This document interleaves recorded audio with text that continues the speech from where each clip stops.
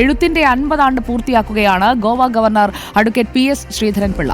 സുവർണ ജയന്തി ആഘോഷങ്ങൾക്കൊപ്പം അദ്ദേഹത്തിന്റെ 251 പുസ്തകമായ വൃക്ഷ ആയുർവേദവും 252 പുസ്തകമായ ആൾട്ടിറ്റ്യൂഡ് ഓഫ് ദ ഓൾമൈറ്റിയും രാവിലെ നടക്കുന്ന ചടങ്ങിൽ പ്രകാശനം ചെയ്യും. നമുക്കൊപ്പം അഡ്വക്കേറ്റ് PS ശ്രീധരൻപിള്ള തത്സമയം ചേരുകയാണ്. Goa governor, good morning sir. Good morning. സുഖമായിരിക്കുന്നോ?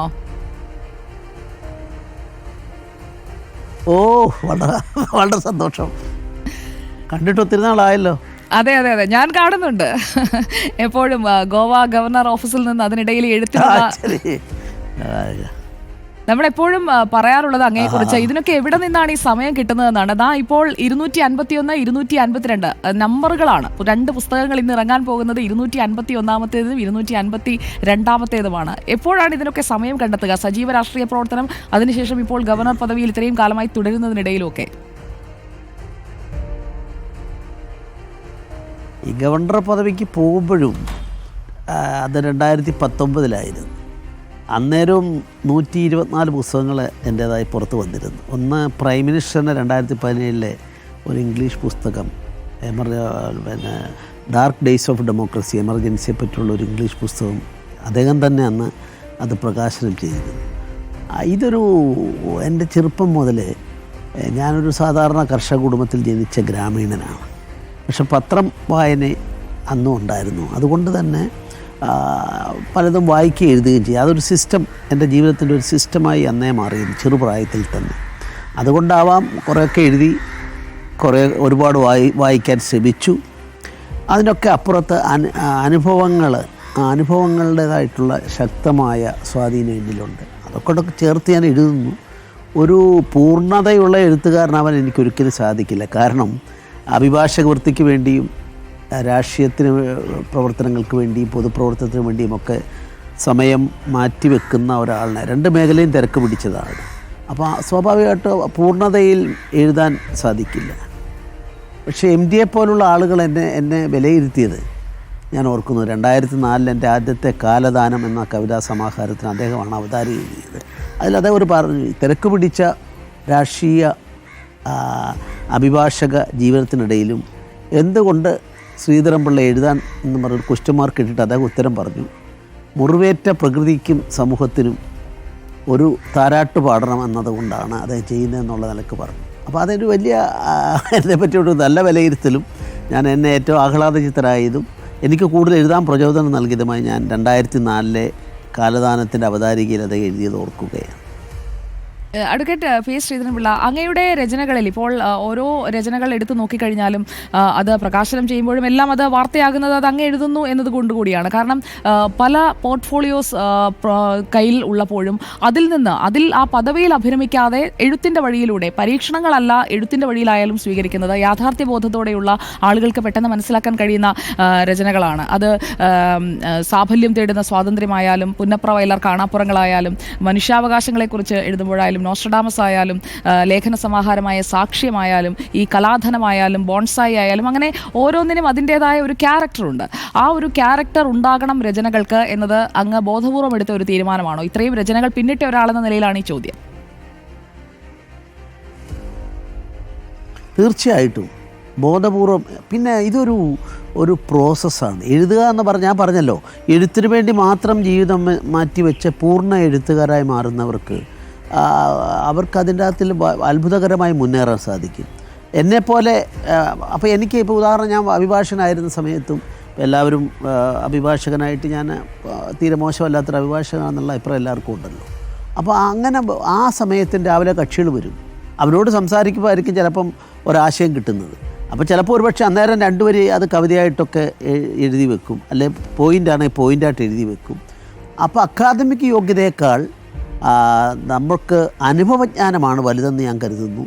അതുകൊണ്ടാണ് ഈ അടുത്ത കാലത്ത് ഞാനൊരു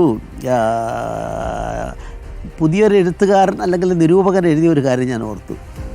വാൽമീകി വായിച്ചത് കൊണ്ടാണോ രാമായണം എഴുതിയത്? അല്ലല്ലോ. അതുകൊണ്ട് വായന എന്തിനെന്നുള്ള ചോദ്യം എല്ലാം ചോദിക്കുകയുണ്ടായി. എൻ്റെ അഭിപ്രായത്തിൽ ഈ എഴുത്തും വായനയും പരസ്പര പൂരകങ്ങളാണ്. ആ പരസ്പര പൂരകങ്ങളാകുന്ന അവസരത്തിലാണ് എന്നോട് ചോദിച്ച് എന്തിനെഴുതുന്നെന്ന് ചോദിച്ചാൽ എഴുതാതിരിക്കാൻ വയ്യാത്തത് കൊണ്ട്. ചുറ്റുപാടുകൾ അങ്ങനെയാണ്, സാമൂഹിക പരിസ്ഥിതികൾ അങ്ങനെയാണ്. ഇപ്പോൾ കേരളം തന്നെ ഇന്നത്തെ അവസ്ഥയിൽ എൻ്റെ വിലയിരുത്തലാണ്, നിങ്ങൾക്കൊക്കെ യോജിക്കാം. കേരളം നമ്മൾ ഈ പകൽ വഴികളിൽ പോലും ഇരുട്ട് വ്യാപിക്കുകയാണ്. അപ്പോൾ അങ്ങനെയുള്ളൊരു സമൂഹത്തിൽ, എല്ലാം നെഗറ്റീവിസത്തിലേക്ക് പോകുന്ന ഒരു സമൂഹത്തിൽ മറിച്ചതിനെ പഴിക്കുന്നതിനേക്കാൾ ഭേദം ഒരു ചെറിയ മെഴുകുതിരി വെളിച്ചമെങ്കിലും കത്തിക്കാൻ സാധിച്ചാൽ അതാണ് വലുതെന്ന് ഞാൻ കരുതുന്നു. ഇതൊക്കെയാണ് എൻ്റെ എഴുത്തിനെ പറ്റിയുള്ള പൊതുധാരണ. അതോടൊപ്പം തന്നെ അങ്ങിപ്പോൾ പറഞ്ഞതുപോലെ ജീവിതത്തെക്കുറിച്ച് അല്ലെങ്കിൽ ജീവിതത്തിന് ഒരു പോസിറ്റീവായിട്ടുള്ള ഒരു സ്ട്രോക്ക് കൊടുക്കുക, തളർന്നിരിക്കുന്ന ഒരാൾക്ക് ഒരു രചനയിലൂടെ ഒരു ആത്മവിശ്വാസം ഉണ്ടാവുക, അത് വളരെ പ്രധാനപ്പെട്ടതാണ്. നേരത്തെ MT സാറിനെ കുറിച്ച് സൂചിപ്പിച്ചപ്പോൾ അദ്ദേഹത്തിൻ്റെ വിയോഗവേളയിൽ നമ്മുടെ പഴയിടം അദ്ദേഹത്തെ അനുസ്മരിച്ചത്, എൻ്റെ ജീവിതത്തിലെ ഒരു ഘട്ടത്തിൽ ഞാൻ ജീവിതം അവസാനിപ്പിച്ചാലോ എന്ന് തോന്നുന്ന വേളയിലാണ് ഞാൻ രണ്ടാം ഊഴത്തിലേക്ക് എത്തുന്നത്, അതെൻ്റെ ജീവിതം തന്നെ മാറ്റിമറിക്കുകയായിരുന്നു എന്നതാണ്. അതുപോലെ രചനകളിലൂടെ പോസിറ്റീവായി ആളുകളെ മുന്നോട്ടേക്ക് കൊണ്ടുപോകാൻ കഴിയുന്ന പോസിറ്റീവ് മനോഭാവം ഉള്ള രചനകൾ അല്ലെങ്കിൽ കഥകൾ. അതോടൊപ്പം തന്നെ താങ്കൾ എഴുതുന്ന കഥകളിൽ ഈ മനുഷ്യനും പ്രകൃതിയിൽ നിന്ന് വേറിട്ട് മനുഷ്യൻ നിൽക്കാൻ കഴിയില്ല എന്ന ഒരു സന്ദേശം ഇപ്പോൾ ഈ വൃക്ഷായുർവേദമായാലും അതിൽ കൂടുതൽ നമുക്ക് ഇൻസൈറ്റ്സ് തരുന്ന ഒരു പുസ്തകമായിരിക്കുമെന്നാണ് ഞാൻ പ്രതീക്ഷിക്കുന്നത്. ഈ പ്രകൃതി അതുപോലെ തന്നെ മനുഷ്യരും തമ്മിലുള്ള ഒരു ആത്മബന്ധം അല്ലെങ്കിൽ ആ ഒരു ഇഴയടുപ്പം കൂട്ടുന്നതിനെക്കുറിച്ച്, ജീവിതത്തെക്കുറിച്ചുള്ള ഒരു പോസിറ്റീവായിട്ടുള്ള സമീപനം, അതോടൊപ്പം താങ്കളിൽ അല്ലെങ്കിൽ താങ്കളുടെ രചനകളിൽ കണ്ടിട്ടുള്ളത് പാരമ്പര്യത്തിലേക്ക്, പഴമയിലേക്ക്, അതായത് നമ്മൾ എത്രത്തോളം അഡ്വാൻസ്ഡ് ആയ ഒരു ജനറേഷനായി എന്ന് പറഞ്ഞാലും പാരമ്പര്യവും പഴമയും ഒക്കെ നിലനിർത്തണം എന്നാഗ്രഹിക്കുന്ന ഒരാളെ കൂടി കാണാമല്ലോ ആ എഴുത്തുകാരനിൽ. തീർച്ചയായിട്ടും അത് ശരിയാണ്. അത് നമ്മുടെ ബേസിക് തോട്ടാണ്. നമ്മുടെ ഭരണഘടന നിർമ്മിക്കുന്ന അവസരത്തിൽ രണ്ട് വാക്കുകൾ കൂട്ടിച്ചേർത്ത് അതിൻ്റെ പൊരുളാണ് ഭരണഘടനയെ എന്നും ശ്രദ്ധേയമാക്കിയത്. ഒന്ന് ചിരപുരാതനമായ രാഷ്ട്രം, അതിന് പേരിടണം. ആ ചിരപുരാതനവും അതേസമയത്ത് നിത്യനൂതനവുമാണ്. നമ്മൾ ടെക്നോളജി മുഴുവൻ ആവാഹിച്ചെടുക്കുകയാണ്. ലോകത്ത് ആനോഭദ്ര കൃതമോ എന്ന വിശുദ്ധത, ഏത് ചിന്തയും വരട്ടെ, നമ്മൾ കവാടങ്ങൾ അടച്ചിടുന്നില്ല. വ്യക്തിയുടെ ഹൃദയത്തിൻ്റെ കവാടമായാലും രാഷ്ട്രത്തിൻ്റെ ആത്മാവിനെ ആയാലും അതിൻ്റെ ഒന്നും കവാടങ്ങളെ അടച്ചിടാതെ എല്ലാം വരട്ടെ. അത് നമ്മുടെ ചിരപുരാതന രാഷ്ട്രത്തിൻ്റെ സത്തയാണ്. നിത്യനൂതനം എന്ന് പറയുന്നത് ടെക്നോളജി ഉൾപ്പെടെ ഒന്നിനോടും നമ്മളെതിരല്ല. അങ്ങനെ ഒരു രാഷ്ട്രം അപൂർവമായി ലോകത്തുള്ളത് നമ്മുടേതാണ്. അതിൻ്റെ അടിത്തറയിൽ രാഷ്ട്ര നിർമ്മിതി നടക്കണം എന്നാഗ്രഹിക്കുന്ന ഒരാളാണ് ഞാൻ. തീർച്ചയായും എഴുതുമ്പം ഇതൊക്കെ ഉണ്ടാവാറുണ്ട്. എഴുത്തിനെ പ്രേരിപ്പിക്കുന്ന ഘടകങ്ങളാണ്. ഇപ്പോൾ ഒരു കഥയുടെ കാര്യം പറഞ്ഞാൽ, എൻ്റെ കഥാസമാഹാരങ്ങൾ ഒരു കഥ, ഞാനിപ്പോൾ എൻ്റെ രാഷ്ട്രീയ പശ്ചാത്തലം പറയുന്നില്ല. എൻ്റെ കുട്ടിയായിരിക്കുമ്പോൾ 6 വയസ്സായിരിക്കുമ്പോഴാണ് വിമോചന സമരത്തെ കഴിഞ്ഞുള്ള ഇലക്ഷൻ വരുന്നത്. ആ ഇലക്ഷൻ വരുന്ന സമയത്ത് എൻ്റെ വീടിൻ്റെ കുറച്ച് അപ്പുറത്ത്, ഒരു 100 മീറ്റർ അപ്പുറത്താണ് ഒരു കോളനി ഉള്ളത്. അത് പട്ടികജാതി വിഭാഗത്തിൻ്റെ കോളനിയാണ്. ആ കോളനിയിൽ പോയിട്ട് തലേ ദിവസം, ഞാൻ രാഷ്ട്രീയം പറയുന്നില്ല, വിമോചന സമരം ആരാണോ നയിച്ചത്, ഏത് പാർട്ടികളൊക്കെയാണോ, അവർ പോയപ്പോൾ നാളെ പോയി വോട്ട് ചെയ്യാൻ പാടില്ല എന്ന് അവരോട് പറഞ്ഞു. അവർ പോയി വോട്ട് ചെയ്തു. ആ വോട്ട് ചെയ്ത രാത്രിയിൽ അതിൻ്റെ ശബ്ദവും ആരോ ഒക്കെ 6 വയസ്സുള്ള കുട്ടിയായ എന്നിൽ ഉണ്ടാക്കിയ പ്രതീതിയുണ്ട്. അവിടെ പോയിട്ട് അവിടെ ഏറ്റവും പ്രധാനപ്പെട്ട ഒരു കർഷക തൊഴിലാളി നേതൃത്വം കൊടുക്കുന്ന ആളെ അവർ വെട്ടിക്കൊന്നു. ഈ വലിയ ജനാധിപത്യവും ഗാന്ധിസവും ഒക്കെ പറയുന്ന ആളുകളാണ് അന്ന് ചെയ്തത്. എൻ്റെ മനസ്സിലന്ന് ഏൽപ്പിച്ചാകാതെ അതൊരു കഥയായി. എൻ്റെ രണ്ടാമത്തെ കഥാസമാഹാരത്തിൽ ആ കഥയുണ്ട്. വായിച്ചാൽ ഒരുപക്ഷെ ഇന്ന് അദ്ദേഹത്തിൻ്റെ 52ാം ജന്മദിനം, ഈ രക്തസാക്ഷി ദിനമൊക്കെ ആചരിക്കുമ്പോൾ ഞാൻ ഓർക്കാറുണ്ട്. ആ ആശയത്തെ ഞാൻ 100% എതിർക്കുന്നു. പക്ഷേ വോട്ടവകാശം വിനിയോഗിക്കാൻ പോയതിൻ്റെ പേരിൽ കൊന്നവരൊക്കെ അല്ലേ ഇപ്പോൾ വലിയ ആദർശം ഗാന്ധിജിയുടെ പേരിലൊക്കെ പറയുന്നത്. അപ്പോൾ അതുകൊണ്ട് ഇത്തരം കാര്യങ്ങളൊക്കെ കഥയിൽ ഇതിവൃത്തമാകുമ്പോൾ എനിക്ക് ഒരു സംതൃപ്തിയുണ്ട്. അതിൽ ഞാൻ വിശാലമായി ചിന്തിക്കുന്നു. കഥയിൽ നിന്നും, കഥാകാരനിൽ നിന്നും, ഗവർണറിൽ നിന്നും ഒരു പൂർണ്ണ രാഷ്ട്രീയ പ്രവർത്തകൻ കൂടിയാണ് അങ്ങ്. ഇവിടെ സംസ്ഥാന BJPയെ 2 വട്ടം നയിച്ചയാളാണ്. ഇനിയിപ്പോൾ ഒരു നേതൃമാറ്റത്തെക്കുറിച്ചുള്ള ആലോചനകളൊക്കെ നടന്നുകൊണ്ടിരിക്കുകയാണല്ലോ. സംഘടനാ തെരഞ്ഞെടുപ്പിന്റെ സമയവുമാണ്. കേരളത്തിലേക്ക് തിരിച്ചു വരാൻ അങ്ങ് ആഗ്രഹിച്ചിരുന്നോ പാർട്ടിയെ നയിക്കാൻ? ഇത് ഒരു ഗവർണർ സ്ഥാനത്ത് ഇരുന്നുകൊണ്ട് ഞാൻ രാഷ്ട്രീയം പറയുന്നത് ശരിയല്ലേ. പക്ഷേ എനിക്ക് വ്യക്തമായ രാഷ്ട്രീയ അഭിപ്രായമുണ്ട്.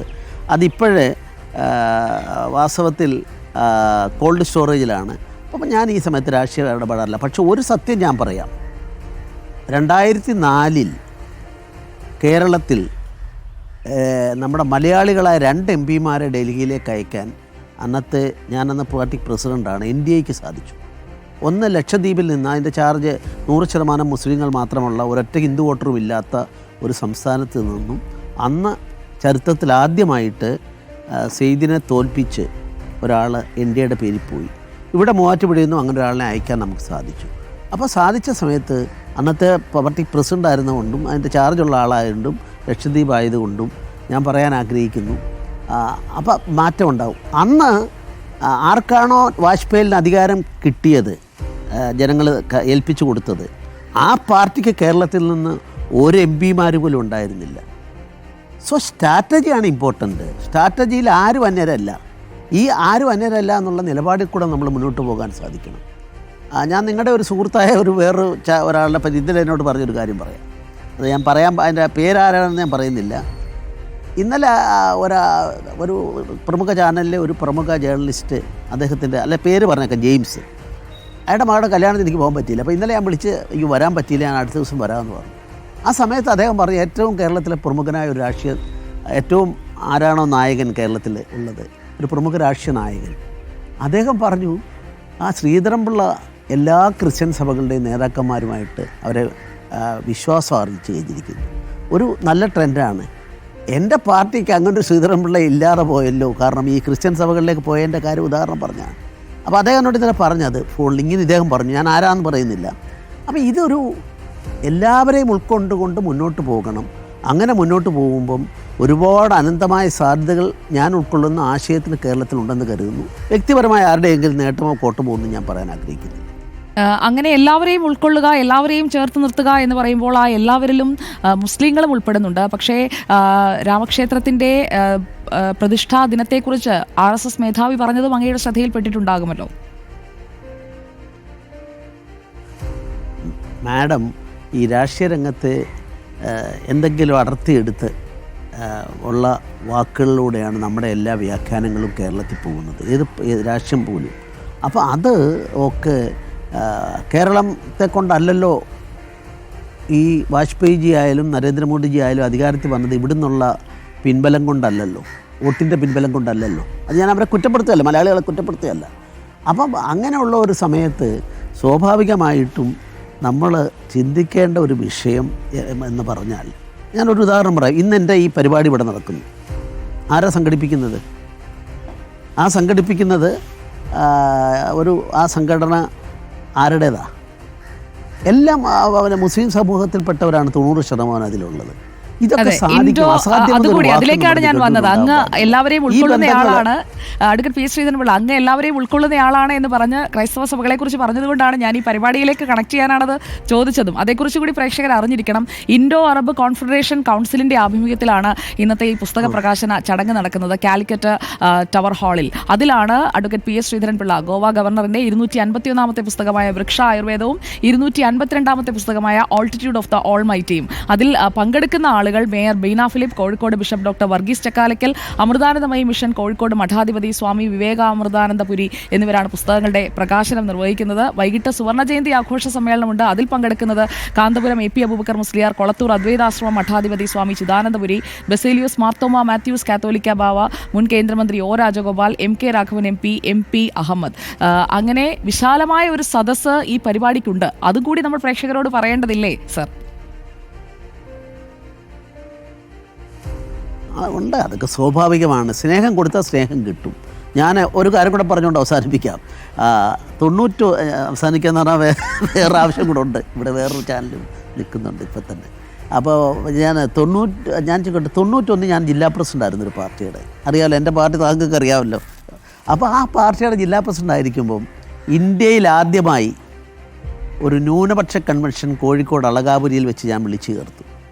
അതിലാണ് പ്രമുഖരായ, ഞാൻ പേരുകളൊന്നും പറയുന്നില്ല, ആളുകളെല്ലാം പങ്കെടുത്ത. അതിനെ തുടർന്ന് അന്നത്തെ ജില്ലയിൽ കോടഞ്ചേരി, വിലങ്ങാട് 3 സ്ഥലങ്ങളിൽ ന്യൂനപക്ഷം മാത്രമുള്ള, അവിടെ ഹിന്ദുക്കളില്ലാത്ത ഏറിയയാണത്.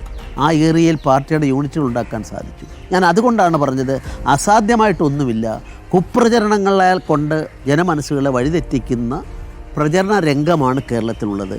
അതിനെ അതിജീവിക്കാനുള്ള പ്രായോഗിക സമീപനം സ്വീകരിച്ചാൽ, എനിക്കിപ്പോൾ ആ പാർട്ടിയിൽ അംഗത്വമില്ലാത്ത ആളാണ്, പക്ഷേ സാധിക്കും എന്നുള്ളതാണ് ഒരു രാഷ്ട്രീയ വിദ്യാർത്ഥി എന്ന നിലയ്ക്കുള്ള എൻ്റെ അഭിപ്രായം. തീർച്ചയായും. അപ്പോൾ വൃക്ഷ ആയുർവേദം, അതോടൊപ്പം ആൾട്ടിറ്റ്യൂഡ് ഓഫ് ദ ഓൾമൈറ്റി, ഈ 2 പുസ്തകങ്ങളും പ്രകാശനം ചെയ്യപ്പെടുകയാണ്. നേരത്തെ 3 ഗവർണർമാർ ചേർന്ന് പ്രകാശനം ചെയ്ത ആ ചടങ്ങ്, അതായിരുന്നു ഇതുവരെ ഏറ്റവും കൂടുതൽ സംസാര വിഷയമായത്. അന്നത്തെ ആ ചടങ്ങിൽ പറഞ്ഞ കാര്യങ്ങൾ അതും വളരെ പ്രധാനപ്പെട്ട കാര്യങ്ങളാണ്. 2021 ഡിസംബറിലാണെന്ന് തോന്നുന്നു അങ്ങയുടെ 8 പുസ്തകങ്ങൾ 3 ഗവർണർമാർ ചേർന്ന് പ്രകാശനം ചെയ്തത്, അല്ലേ? അതുപോലെ ഒരു വലിയ ചടങ്ങല്ലേ ഇന്നും നടക്കാൻ പോകുന്നത്? അത് അതെ, അതിലത് പങ്കെടുത്ത ഒരു ഗവർണറാണ് നമ്മുടെ ഇപ്പോഴത്തെ കേരള ഗവർണർ. അദ്ദേഹമാണ് പറഞ്ഞത് ഗോവ രാജ്ഭവൻ എന്ന് പറയുന്നത് അത് ലോകഭവൻ, അത് ഹിമാചൽ ഗവർണറായിരുന്നു. ലോകഭവനാണ് ജനങ്ങളുടെ ഭരണം ഇതായിട്ടൊരു രാജ്ഭവനെ മാറ്റി എന്ന് പറയുന്നത് അന്ന് ശ്ലാഘിച്ചത് ഞാൻ ഓർക്കുന്നു. Thank you very much. Okay, advocate P. Sreedharan Pillai, കണ്ടതിൽ സന്തോഷം. അപ്പോൾ എല്ലാ ആശംസകളും. ഈ 250 എന്നുള്ളത് 500 ആവട്ടെ. Thank you. ആയിക്കോട്ടെ, പിന്നീട് കാണാം. ഓക്കെ, ശരി. ഗോവയിലേക്ക് ഒന്ന് വരിക കേട്ടോ. ഉറപ്പായിട്ട് രാജ്ഭവനിലേക്ക് എത്തുന്നതായിരിക്കും. Okay, thank you so much. Advocate P. S. Sreedharan Pillai, Goa ഗവർണറാണ് നമുക്കിപ്പം തത്സമയം ചേർന്നത്. അദ്ദേഹത്തിന്റെ പുസ്തക പ്രകാശനമാണ്. എഴുത്തിന്റെ 50 ആണ്ട് പൂർത്തിയാക്കുന്ന സുവർണ ജൂബിലി ആഘോഷവും സുവർണ ജയന്തി ആഘോഷവും നടക്കുകയാണ്. 251-ാമത്തെ പുസ്തകം വൃക്ഷ ആയുർവേദം, 252-ാം പുസ്തകം ആൾട്ടിറ്റ്യൂഡ് ഓഫ് ദ ഓൾമൈറ്റി, അവയാണ് പ്രകാശനം ചെയ്യപ്പെടുക. കോഴിക്കോട്ടാണ് ചടങ്ങ്. അദ്ദേഹം നമുക്കൊപ്പം തത്സമയം അതിഥിയായി ചേരുകയായിരുന്നു. എന്തായാലും ആ സംഭാഷണം ഹൃദ്യമായിരുന്നു. ഗോവയിലേക്ക്, രാജ്ഭവനിലേക്ക് വിളിച്ചിട്ടുണ്ട്. സമയം കിട്ടുവാണെങ്കിൽ നമുക്കൊന്ന് പോയിട്ട് വരാം, അല്ലേ? അവിടുത്തെ കാഴ്ചകൾ പ്രിയപ്പെട്ട പ്രേക്ഷകർക്ക് കാണിച്ചു തരികയും ചെയ്യാം.